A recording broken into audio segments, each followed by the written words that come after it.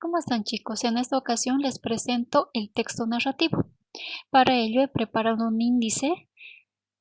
Primero vamos a leer una lectura, vamos a conocer su reseña, vamos a ver la superestructura, macroestructura y microestructura del texto narrativo y por último vamos a recordar algunas pautas para realizar el texto narrativo.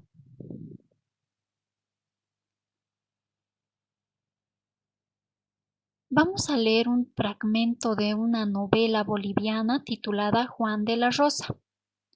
Este fragmento se encuentra en la primera parte de la novela y empieza así.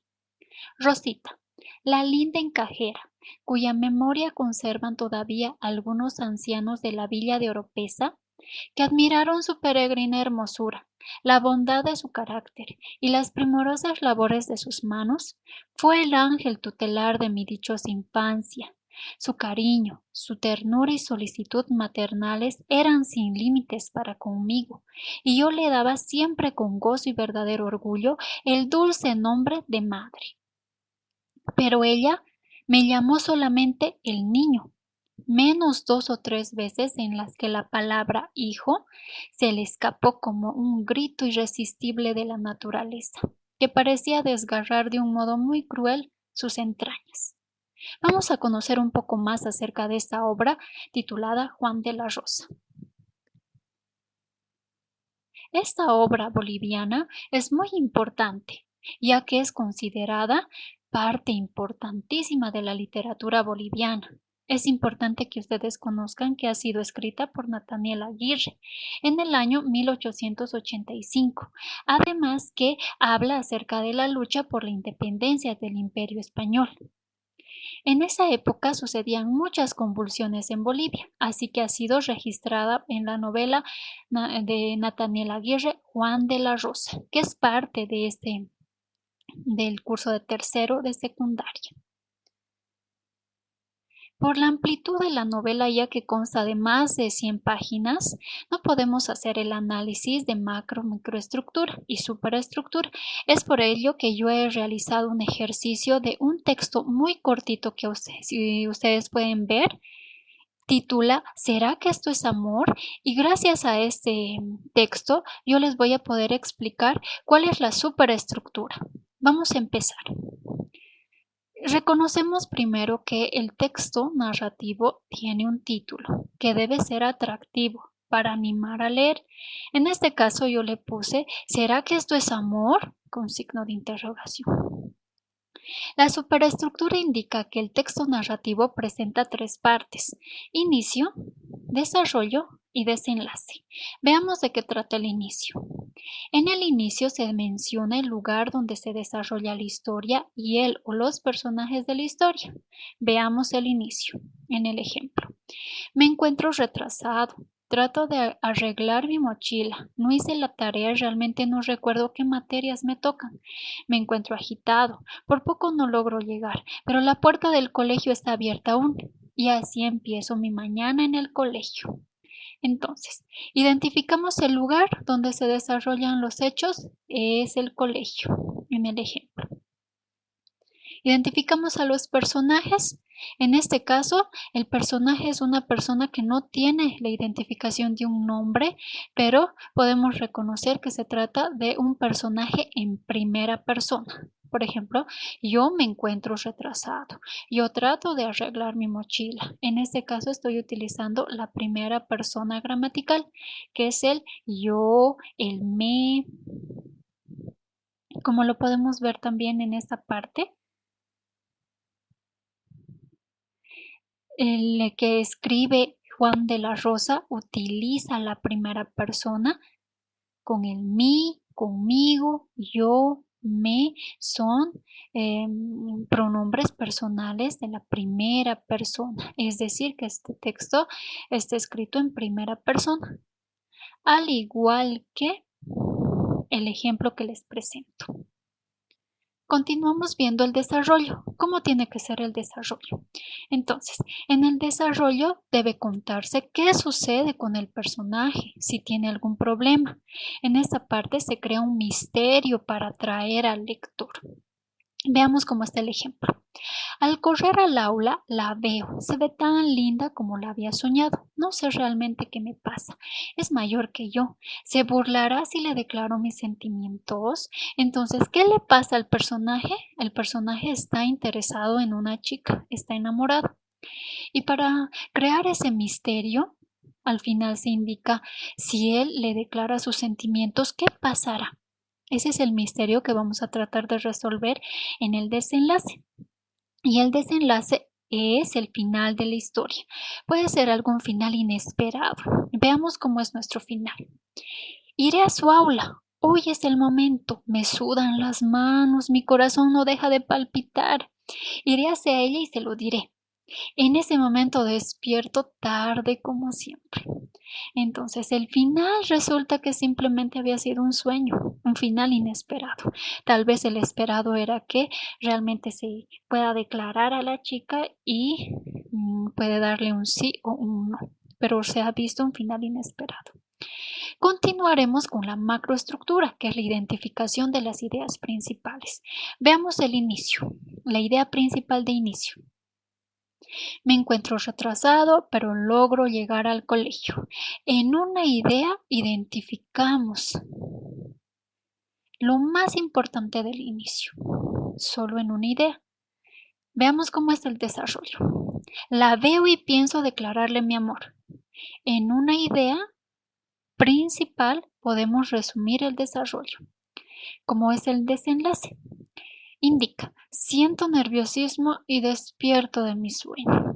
Si ustedes han podido notar, son ideas principales que me indican cómo es el inicio de la narración, el desarrollo y el desenlace.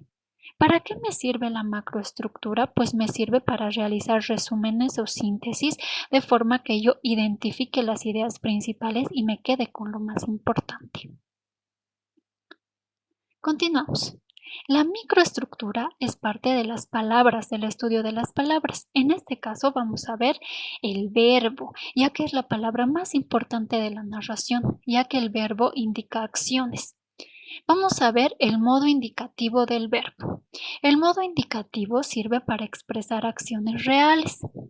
Y vamos a ver tiempos simples en este caso, ya que el modo indicativo tiene tiempos simples y tiempos compuestos. En este caso solo vamos a ver los tiempos simples. Vamos a ver el presente, por ejemplo, con el verbo canto, yo canto. Vamos a ver que el pasado tiene dos formas. El pretérito imperfecto terminado en aba, verbos terminado en aba, y el pretérito imperfecto en la terminación ia, por ejemplo, sabía.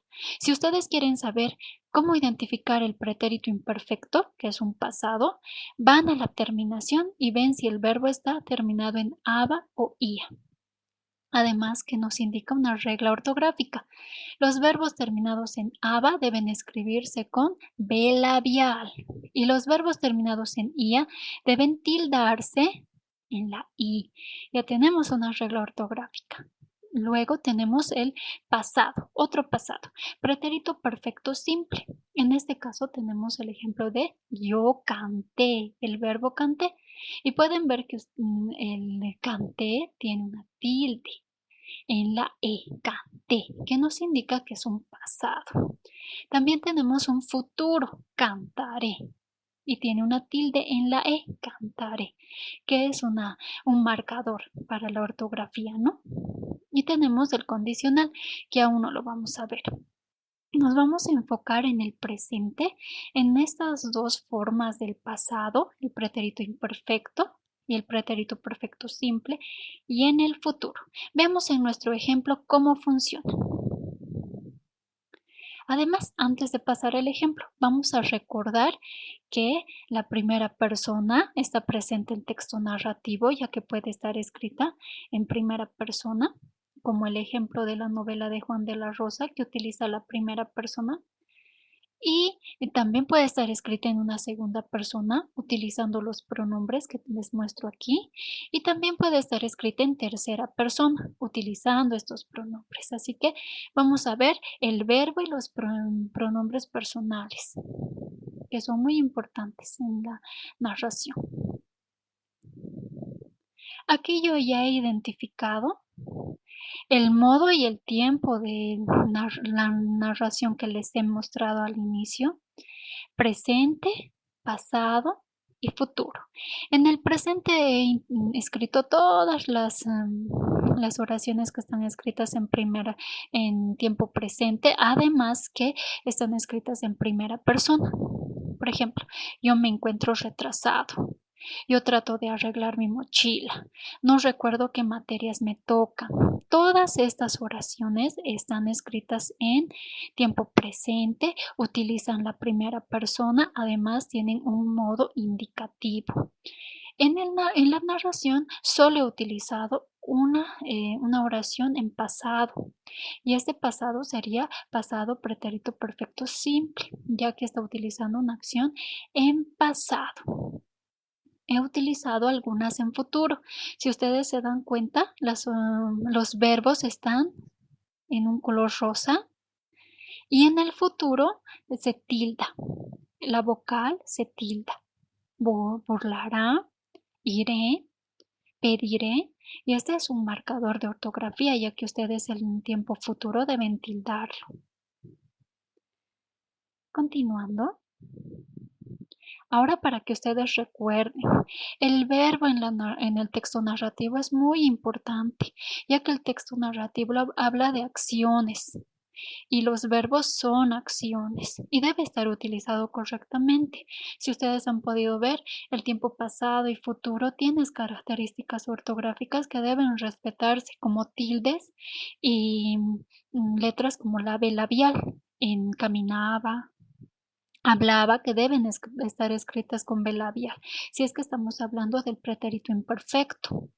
Además, que el texto narrativo puede estar escrito en pasado, puede estar escrito en presente o puede estar escrito en futuro también.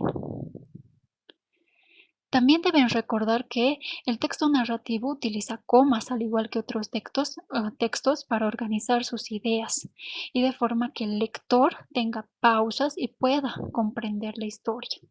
Además, que es muy importante que recuerden que todos los textos que produzcamos y ustedes, que son estudiantes, deben respetar la organización de la oración.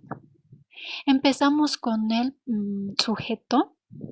En este caso he puesto el pronombre yo, primera persona, seguido del verbo, en este caso hice, y seguido del complemento, mi tarea. Deben respetar esta estructura, ya que se va a entender realmente qué es lo que quieren transmitir, y esta es la estructura de la lengua castellana. Además, deben iniciar con una mayúscula, como pueden ver, y terminar con un punto los párrafos. Vamos a ver esta parte. Si ustedes se dan cuenta, utilizo mayúscula y punto. Mayúscula en punto para dividir los párrafos. Además, que empiezo con el sujeto, continúo con el verbo y termino con el complemento. Yo, sujeto, encuentro, verbo, retrasado. Yo me encuentro retrasado, o me encuentro retrasado, que el me es el sujeto. El verbo es el encontrar y el retrasado es el complemento. Si ustedes pueden notar, todas las oraciones respetan la estructura de la lengua castellana, y en el momento en el que ustedes produzcan, deben respetar estas pautas de forma que su texto sea lo más comprensible y lo más ordenado. Después de esto, les agradezco su atención y hasta la próxima.